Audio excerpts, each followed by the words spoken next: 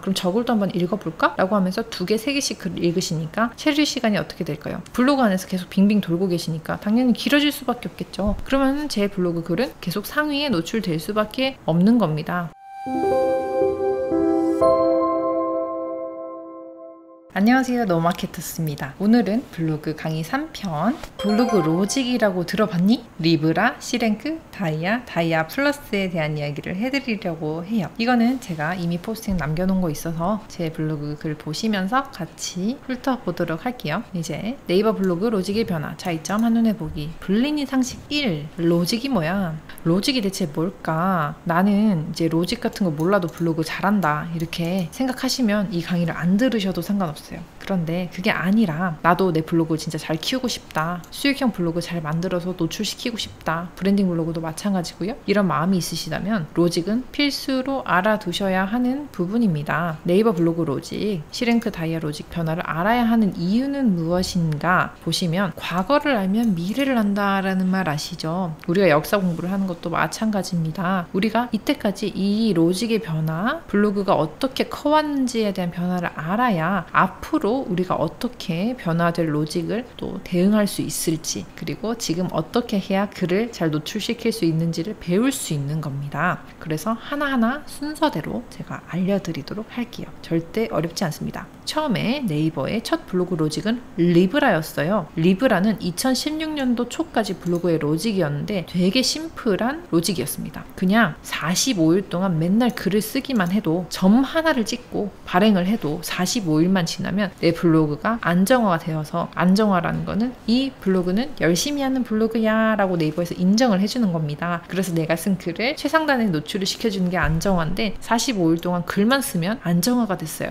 그러니까 어떻게 됐을까요? 정말로 점만 찍어서 올리는 포스팅이 45일씩 나오기 시작하는 겁니다. 즉 양질의 포스팅이 아니죠. 그냥 쓸데없는 이야기, 되게 짧은 한두 줄짜리 포스팅이 남발하게 됩니다. 그래서 이것이 신뢰도가 너무 많이 떨어진다라고 네이버 측에서는 판단을 했고 새로운 로직을 만들게 되죠. 그게 두 번째 블로그 로직인 C랭크입니다. C랭크는 2016년도에 블로그 로직을 C랭크로 변경을 했고요. 그 전에 좀 빈 강정 같았던 글들이 순위에서 많이 빠지게 돼요. C랭크의 C는 크리에이터의 C로 한 분야에 전문적으로 글을 쓰기 시작하면 우리가 인정을 해주겠다라고 생각을 하고 만든 로직이라고 생각하시면 되세요. 그래서 내가 여행이면 여행, 음식이면 음식, 뭐 육아면 육아, 한 분야에서 꾸준하게 글을 쓰면은 전문가로 인식을 하고 그분의 글을 노출을 시켜주는 거예요. 그래서 한때 이렇게 청정 블로그의 시대에 도래하는 듯 했으나 한 가지 문제가 바로 신규 블로거들이었어요. 오래 전부터 그 분야에 대해서 글을 쓰신 분들의 글을 이길 수가 없는 거예요. 신규 블로거들은. 왜냐면 그분들이 예를 들어서 음식에 대해서 쓴다고 할게요. 요리를 하는 거를 쭉 글을 써오셨는데 이미 한 3년 동안 쓰셨어요. 신규 블로그가 새로 들어와서 나도 요리에 대해서 글을 쓰려고 해도 이미 3년 넘게 글을 쓰신 분이 계시니까 어떻게 열심히 글을 써도 이분이 제일 상단에 있고 내 글은 노출이 안 되는 거예요. 자, 이렇게 되면 어떻게 해요? 재미가 없어지죠. 내가 블로그 열심히 써도 아무도 내 글도 안 읽어주고 노출도 안 되는데 내가 왜 글을 쓰겠어요? 그래서 이거는 안 되겠다. 새로운 블로그가 생기지 않는다는 거는 이제 고인물이 되고, 고인물은 어떻게 되나요? 썩기 마련입니다. 그래서 네이버가 세 번째 블로그 로직을 다이아 로직으로 만들게 되는 겁니다. 다이아 로직은 DIA, Deep Internet Analysis라고 이거를 줄여서 DIA라고 이야기를 하는 거고요. 이제 이거는 사람들이 내가 인터넷을 통해서 글을 들어왔을 때 얼마나 오랜 시간 내 블로그에 머무느냐에 따라서 이 상위를 시켜주겠다 안 시켜주겠다를 결정하겠다는 거예요. 그러니까 내 글이 양질의 글이면은 어떨까요? 내 글이 진짜 도움이 되는 글이면 사람들이 들어와서 오랫동안 머물겠죠. 도움이 안 되는 글은 어떻게 해요? 예를 들어서 블로그가 어떻게 해야 커지는가에 대해서 글을 딱 눌렀는데 블로그에 대한 어떤 방법이 아니라 내 강의에 홍보만 가득 있다고 생각을 해보세요. 사람들은 바로 뒤로 가기를 해요. 그 평균 시간이 15초밖에 안 돼요. 글을 딱 들어와서 쭉 내리고 내가 원하는 게 있나 없나 확인하고 없으면 바로 뒤로 가기를 한단 말이에요. 그래서 체류 시간이 1분 이상만 넘어가도 되게 높은 거라고 사람들은 이야기를 하거든요. 그래서 이 체류 시간을 높이기 위해서 좋은 양질의 글을 사람들이 쓰기 시작하고, 또 후킹이 되는 문구나 이미지들 썼다가 뒤로 가지 않게 영양가 없는 걸 말고 영양가 있는 글을 쓰게 되는 거예요. 그래서 찐으로 사람들에게 도움이 되는 글, 홍보성 글이 아닌 정말로 정보가 전달되고 읽기 쉽게 작성된 글들만 상위에 올라가게 되는 거죠. 여기까지가 사실 최근에 있었던 다이아 로직이에요. 그런데 여기서 하나 더 업그레이드 돼서 나온 게 바로 다이아 플러스 로직이에요. 다이아 로직의 업그레이드 버전인데요. 이전인 다이아 로직까지만 해도 네이버에서는 공식적으로 C랭크의 언급이 없었지만 다이아 플러스 로직으로 넘어오면서 C랭크도 동시에 활용한다고 네이버에서 밝혔어요. 그러니까 공공연하게 다이아 로직과 C랭크를 동시에 활용한다고 밝혔고, 그 말은 무슨 말이냐, 내가 체류 시간도 신경 쓰고 한 분야에 대해서 전문적으로 글을 쓰는 사람도 신경을 쓰고 있다라는 이야기를 하는 거죠. 근데 여기서 하나 더 플러스 된 게 유사어를 걸러내고 잡아내는 시스템이 생겼어요. 예를 들어서 옛날에는 빨간 원피스를 검색하면은 똑같이 내가 쌍비읍이 들어가는 빨간 원피스 띄어쓰기가 똑같이 이렇게 해야지 검색이 됐었다고 치면은, 이제는 이게 빨간 원피스가 붉은 원피스일 수도 있다라는 거를 얘가 잡아낸다는 거예요. 엄청 똑똑해졌죠. 그래서 내가 뭐 노란 바나나 이렇게 검색을 해도 누르스름한 바나나도 엮어서 검색이 될 수 있다는 거예요. 그러면은 유사어를 AI가 걸을 수 있다는 거는 글쓴이가 실제로 내가 글을 쓴 주제, 그 키워드에 맞는 글을 썼는지 안 썼는지 확인할 수 있다는 거예요.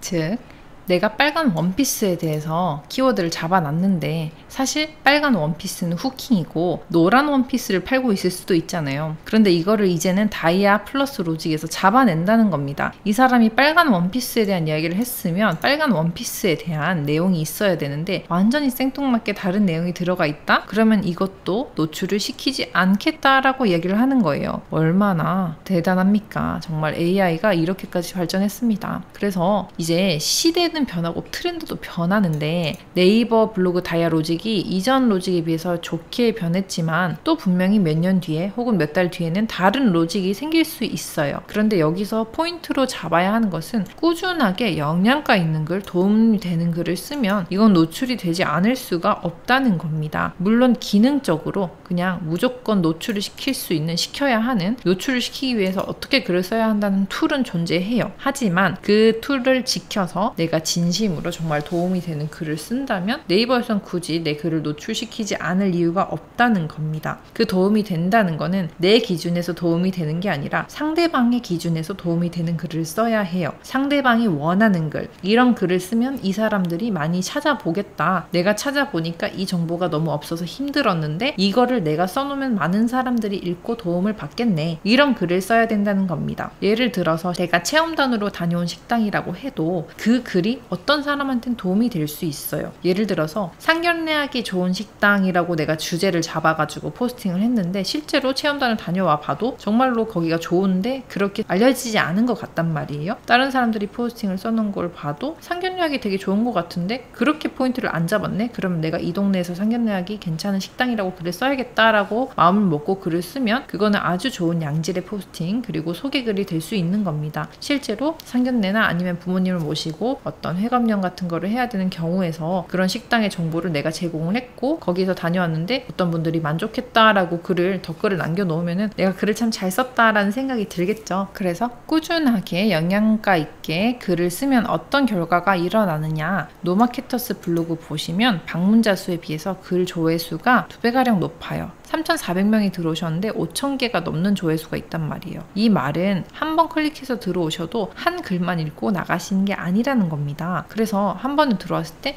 이 사람 글이 되게 도움이 된다. 그럼 저 글도 한번 읽어볼까? 라고 하면서 2개, 3개씩 글을 읽으시니까 체류 시간이 어떻게 될까요? 블로그 안에서 계속 빙빙 돌고 계시니까 당연히 길어질 수밖에 없겠죠. 그러면 제 블로그 글은 계속 상위에 노출될 수밖에 없는 겁니다. 그래서 그렇게 체류 시간을 확인을 해보시면은 내가 곧 안정화가 되겠다, 안 되겠다 라는 걸 확인하실 수 있고요.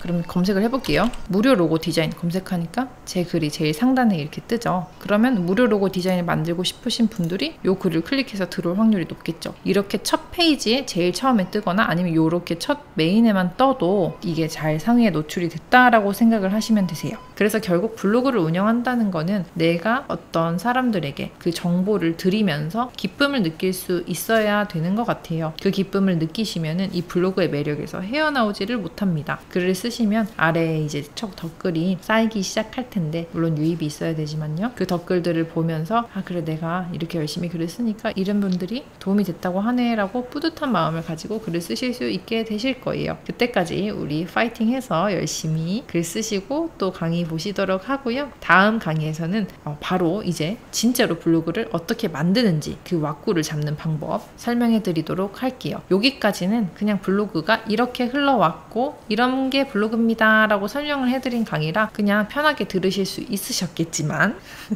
지금부터는 그렇지 않습니다. 내가 내 블로그를 옆에서 켜놓고 이 강의를 옆에 같이 이렇게 보시면서 바로바로 세팅을 하시는 게 제일 편하시고 좋으실 거예요. 그거를 참고하시고 다음 강의부터는 진짜 나도 이제 블로그를 하겠다, 나는 블리니에서 탈출하겠다 라는 마음으로 같이 영상 봐주시면 너무너무 감사하겠습니다. 오늘도 이렇게 영상 강의 끝까지 시청해주셔서 너무너무 기쁘고 감사합니다. 다음 시간에 뵙겠습니다.